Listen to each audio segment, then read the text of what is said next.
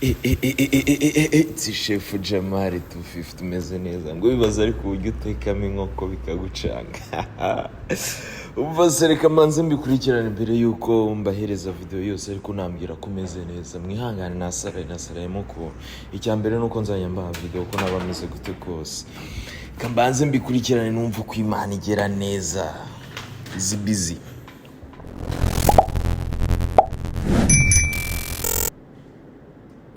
Ikintu cya mbere natangiranye nacyo nakase ibitunguru. Sasa ibintu byanjye byose kuko nyine narangiye kurya inkoko imeze nkaho yokeje, nakatishije ibitunguru bibyibushye. Ibitunguru wabikata uko ushaka, ariko nimba ushaka nyine nimba ukunda ibintu nyine by'ibitunguru so byumva bikate bibyibushye ari ibintu by'ibikibe mu kuntu. Sha none sinzi umuntu wabyutse umvuga pe insefi iranyishe. Ibitunguru byanjye maze kubikata ibikibe, mfata na pavuro zanjye nazo nzikata ibintu by'ibikibe binini. Ngiye nabemereye yuko buri cyumweru at least nzajya mbahamo video ebyiri, byanga byakunda nzajya mbahamo video ebyiri. Kandi ngiye mbereka utuntu easy busy, no tuntu tworoshye kandi nawe guteka kandi bitagorana. Ikintu nakoze nafashe inkoko zanjye ngenda nzi amaguru y'inkoko, ndagenda ndayabaga nyine ngenda nyakatakata kugira ngo ibirungo bijyemo ndani no gushya bize koro ku buryo mu minota 10 inkoko yanjye irabihiye mu kariro gakeya. Ikintu nakoze nashizemo chicken masala, maze gushiramo chicken masala nshiramo black pepper, maze gushiramo black pepper nshiramo mix masala nababwiye ko ayikoresha ahantu hose. Nshiramo curry powder buriya narayikunze bya hatari, iryoshya ibintu by'inyama ukuntu. Ndangije nshiramo igi rimwe, nshiramo umunyu. Maze gushiramo umunyu nabonye nyine byaye birekuyemo nyine ukuntu bitegeranyeho, nongeramo agafarini. Ntabwo nashizemo urufarini, nashizemo agafarini gake cyane bishoboka. Ndangije nshiraho amavuta yanjye nyine ku ipanu nk'ibisanzwe. Amavuta amaze gushya nshiramo za nkoko zanjye aho ngaho hagati y'iminota 10 kuko rero gakeya. Wallahi inkoko yabaye yahiye neza, ariko nyine udashaka ya nkoko ihiye cyane ugiye kwita uyiga imeze gutyo iminota 7. Ariko ndavuga ku nkoko z'inzungu. Ariko aho ngaho inkoko ngiye kuyikorera utuntu tw'uturungu ngomba kurya nk'umuntu.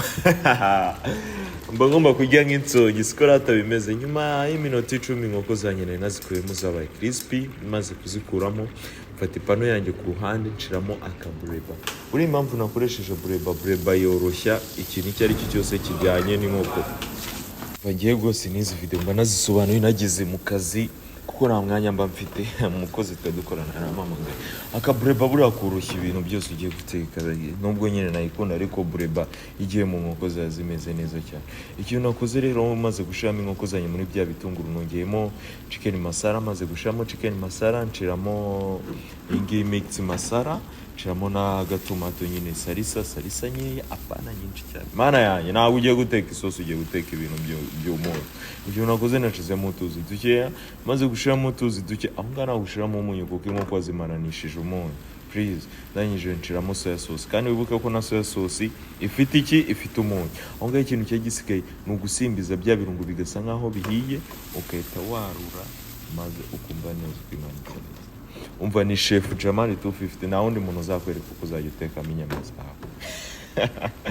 Ngo sinya postinga video z'ibiryo bisanzwe. Umva sindaza muri iyi minsi kubatamo video z'uburyo mwatekamo vegetable, ibintu nyine ibiryo by'vegetable kuntu. Sasa rero biba byiza inkoko nk'ingiyi uyirishije umuceri w'umweru. Aho ngaho Imana yanjye cyakoze nzi guteka pe. Uziko nanjye sabutaye bujya niraga avuga ati se gibi bintu koko bura ari ryo wabikoze, none ukuntu yari iryoshye. Imana yanjye we.